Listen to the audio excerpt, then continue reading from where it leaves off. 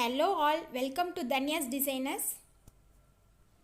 நாம் இன்னைக்கு ஒரு டிசைன் வீடியோ பார்ப்போம். ஆக்சுவலி இது ஒரு லெஹங்கா உடைய டாப். எங்க பாப்பாக்காக டிசைன் பண்ணிருக்கேன் இந்த டாப்பை.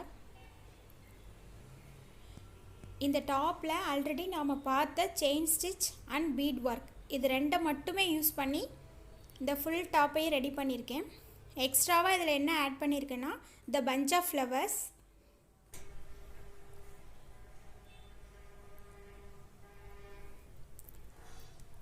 neckline mark பண்ணிட்டு necklineல zari threadல 2 lines chain stitch போட்டு bead working 2 inchesக்கு பண்ணியிருக்கேன். நெக்ஸ்ட் ஸ்கொயர் பீஸ் எடுத்திருக்கேன். கோல்டன் கலர் அந்த டாப்ல இருக்கிறதுனால கோல்டன் கலரும் பாட்டமோடைய கிளாத்தையும் ரெண்டையுமே ஸ்கொயர் பீஸாக கட் பண்ணி எடுத்துக்கிறோம். ட்ரையாங்கிள் ஷேப்பில் அதை ஃபோல்ட் பண்ணிவிட்டு சென்டரில் ஒரு ஃபோல்டிங் கொடுத்துட்டு சைடில் ரெண்டையும் சேர்த்து நம்ம இறுக்கி பிடிச்சிட்டு நார்மலாக நாம் சேவிங்க்கு யூஸ் பண்ணுற த்ரெட்டை யூஸ் பண்ணி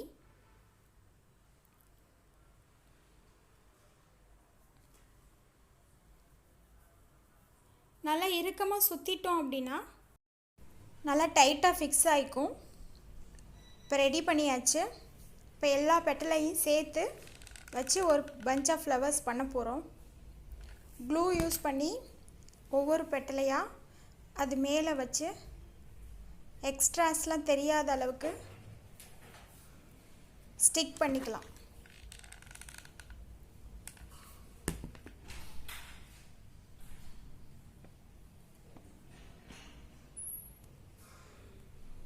ஸ்டிக் பண்ணிவிட்டு ரெடி பண்ணிடுவோம். ரெடி பண்ணியாச்சு. கொஞ்ச நேரம் காய விட்டுட்டோம்னா நல்லா ஸ்டிஃபாக காஞ்சிரும். இப்போ இதை நம்மளுடைய நெக்லைனுக்கு தகுந்த மாதிரி வளைச்சி வச்சு அதே ஷேப்க்கு ஸ்டிச் பண்ணிக்கலாம். ஸ்டிச் பண்ணுறதுக்கு நார்மல் சீவிங் த்ரெட்டு அண்டு நம்ம கை ஊசி யூஸ் பண்ணோம் இல்லையா நார்மலாக தைக்கிறதுக்கு, அந்த ஊசியை எடுத்து அதில் சீவிங் த்ரெட்டை கோத்துட்டு அப்படியே அதில் ஃபிக்ஸ் பண்ணி விட்டுற வேண்டியதுதான்.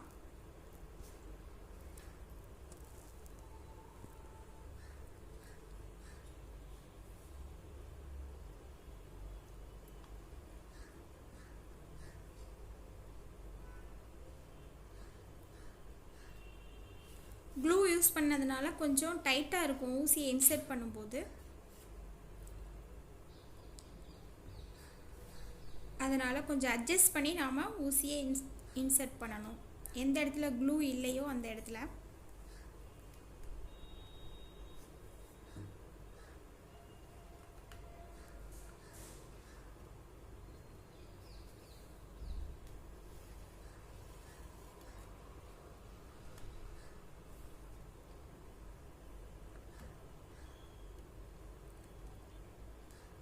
நாம் ஸ்டிச்சிங் போடும்போது இந்த மாதிரி பெட்டலில் வரக்கூடாது ஸ்டிச்சிங். ஏன்னா உள்ளே இன்சர்ட் பண்ணிட்டோம் அப்படின்னா பெட்டல் உள்ளே அமுங்கி போயிடும். ஸோ அதனால் இன் பிட்வீன் தி பெட்டல்ஸ் தான் வந்து ஸ்டிச்சிங் விழுகிற மாதிரி நம்ம பார்த்துக்கணும்.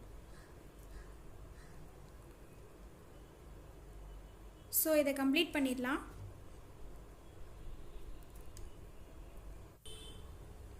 கம்ப்ளீட் பண்ணியாச்சு. கரெக்டாக அந்த நெக்லைனில் ஃபிக்ஸ் பண்ணிவிட்டு அந்த பஞ்சிலேருந்து ஸ்கேட்டர்ட் லைன்ஸ் வர மாதிரி நான் ட்ரா பண்ணியிருக்கேன்.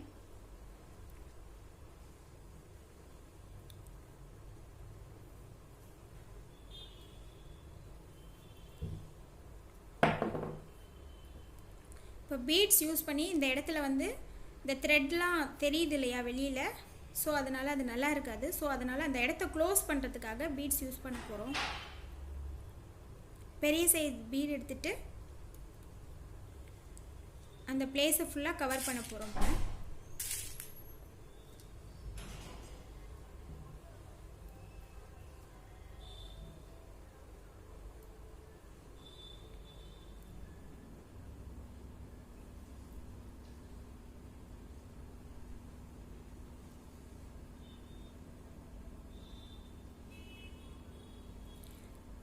அந்த அந்த ஸ்பேஸ்க்கு எத்தனை பீட் தேவையோ அத்தனை பீட் எடுத்துக்கணும். ஸோ இந்த ஸ்பேஸில் 4 பீட்ஸ் இன்சர்ட் பண்ணால் கரெக்டாக இருக்கும்னு நினைக்கிறேன். ஸோ அதனால் 4 பீட்ஸ் எடுத்துக்கிட்டேன். நல்லா உள்ள கூடி செயினை போட்டு விட்டுறணும்.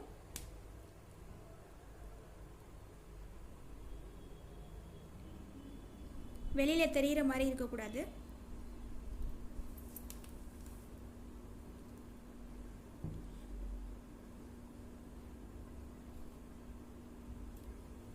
இதே மாதிரி பீட் யூஸ் பண்ணி முன்னாடி ஃபார்வர்ட் டைரக்ஷன் போகணும். இப்போ பேக்வேர்டில் வரணும். பேக்கில் வந்துட்டு திரும்ப ஒரு லைன் ஃபில் பண்ணிடுறோம். ஃபில் பண்ணிவிட்டு இன்னொரு லாக் ஸ்டிச்னால் இன்னொரு செயின் லாக்கே வந்து செயின் ஸ்டிச்சே லாக்கை போட்டுரும். அவ்வளோதான், லாக் பண்ணிக்கிறோம்.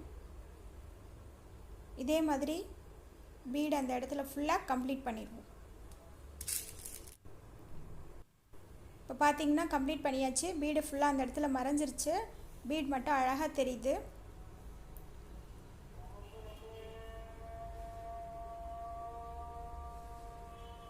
இப்போ அந்த பீட் எங்கே ஃபில் பண்ணியிருக்கோமோ அந்த இடத்துல இருந்து ஸ்கேட்டர்ட் லைன்ஸ் போட்டிருக்கேன்.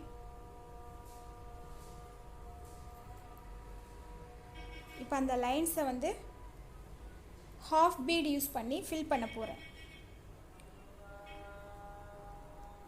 ஹாஃப் பீட்னா வேறு ஒன்றும் இல்லை, டியூப் வாசின்னு சொல்லுவாங்க இல்லையா, கொஞ்சம் பெருசாக இருக்கும் அது. அதை வந்து ஹாஃபாக கட் பண்ணியிருக்கோம், அவ்வளோதான்.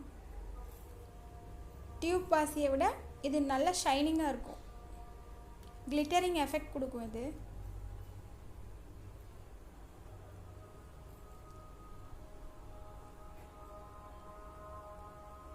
இந்த லைன்ஸ் ஃபுல்லாக நம்ம ஃபில் பண்ணிட்டோம் அப்படின்னா ஒரு ஸ்கேட்டர்ட் எஃபெக்ட் கிடைக்கும்.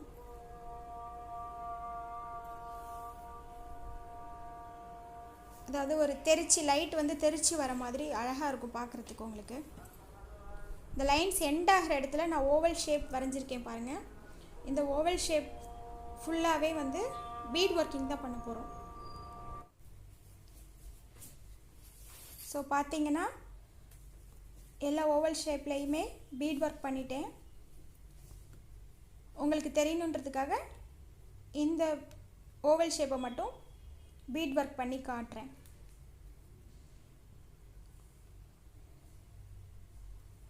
பீட் ஒர்க் பண்ணி முடிச்சுட்டு இங்கே எடுத்து வச்சுருக்கேன் பார்த்தீங்களா ஸ்டோன்ஸ். இது ஆக்சுவலி குந்தன் ஸ்டோன்ஸ் தான், மல்டி கலர் குந்தன் ஸ்டோன்ஸ். இந்த ஸ்டோனை வந்து அந்த ஓவல் ஷேப்போட ஒரு கார்னரில் ஃபிக்ஸ் பண்ண போகிறேன். மேலே உள்ள கார்னரில் எட்ஜில் ஃபிக்ஸ் பண்ண போகிறேன் க்ளூ யூஸ் பண்ணி. ஸோ அதனால தான் இதை எடுத்து வச்சுருக்கேன்.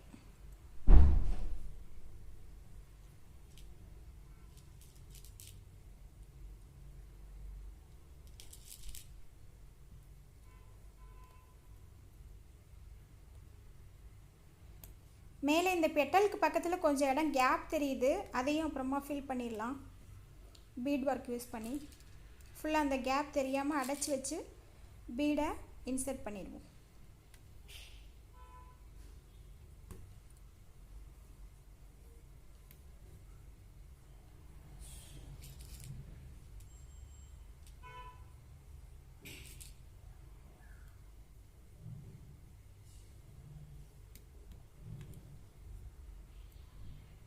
இந்த வீடியோ ஃபுல்லாகவே நாம் வந்து செயின் ஸ்டிச்சையும் பீட் ஒர்க் ரெண்டை மட்டும்தான் யூஸ் பண்ணுறோம்.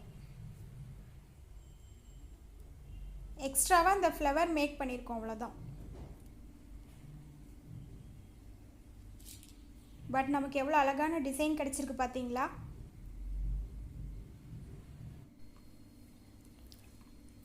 இப்போ எல்லா ஓவல் ஷேப்பையும் பீட் வச்சு ஃபில் பண்ணியாச்சு.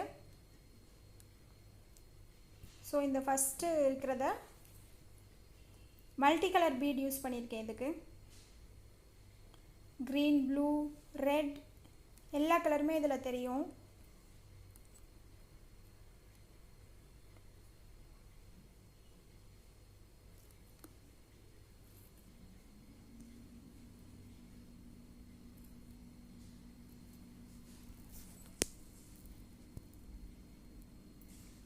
இந்த ஓவல் ஷேப் உள்ள ரிமைனிங் போர்ஷன் எல்லாமே இந்த பீடை வச்சு அப்படியே அடைச்சி வச்சு ஃபில் பண்ண போகிறோம். அவ்வளோதான். நெக்ஸ்ட்டு ஓவல்லாம் நான் வந்து மைக்ரோ பீட் யூஸ் பண்ணியிருக்கேன். இதை முடிச்சுட்டு அடுத்தது அது எப்படி யூஸ் பண்ணுறதுன்னு பார்ப்போம்.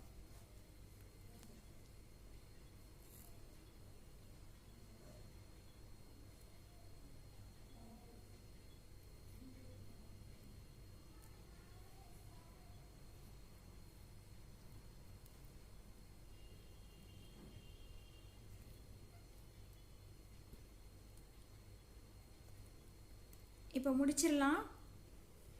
முடிச்சாச்சு. பீட் ஒர்க் ஃபுல்லாகவே முடிச்சாச்சு.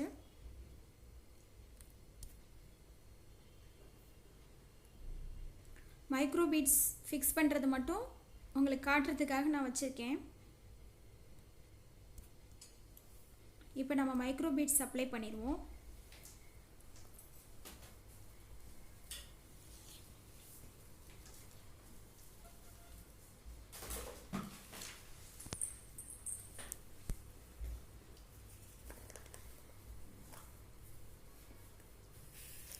மைக்ரோ பீட்ஸுன்றது சுகர் பீடை விட சின்ன சைஸாக இருக்கும். இதுதான் மைக்ரோ பீட்ஸ். மணலை விட கொஞ்சம் பெரிய சைஸாக இருக்கும். அவ்வளோதான். இதை நம்மளால் ஸ்டிச் பண்ணலாம் முடியாது, ஹோல்ஸ் இருக்காது அதில். ஸோ க்ளூ யூஸ் பண்ணி ஃபிக்ஸ் பண்ண போகிறோம். இப்போ க்ளூ அப்ளை பண்ணுறோம். நமக்கு என்ன ஷேப் தேவையோ அந்த ஷேப்க்கு க்ளூவை ஃபுல்லாக அப்ளை பண்ணிடணும். அப்ளை பண்ணிவிட்டு மைக்ரோ பீட்ஸ் எடுத்து அது மேலே அப்படியே தூவி விட்டுறணும்.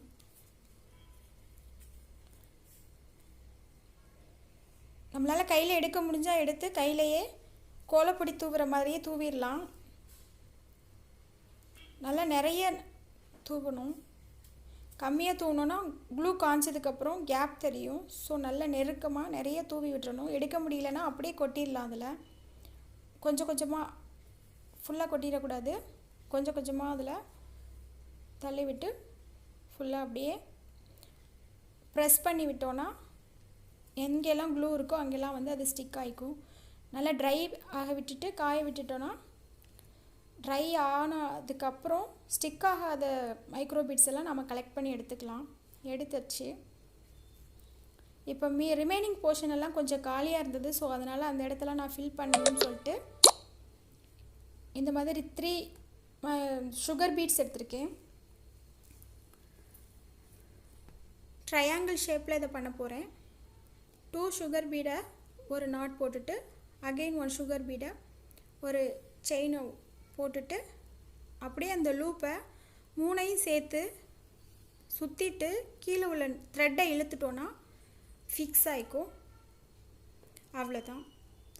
இல்லைனா ஒவ்வொரு 3 ட்ரையாங்கிள் பீட்க்கும் நம்ம ஒரு நாட் போட்டுட்டு அடுத்தது அதே மாதிரி செய்யலாம். அப்படியும் செய்யலாம். 2 மெத்தட் யூஸ் பண்ணலாம். நான் இப்போ இந்த மெத்தட் யூஸ் பண்ணி தான் பண்ணிகிட்ருக்கேன்.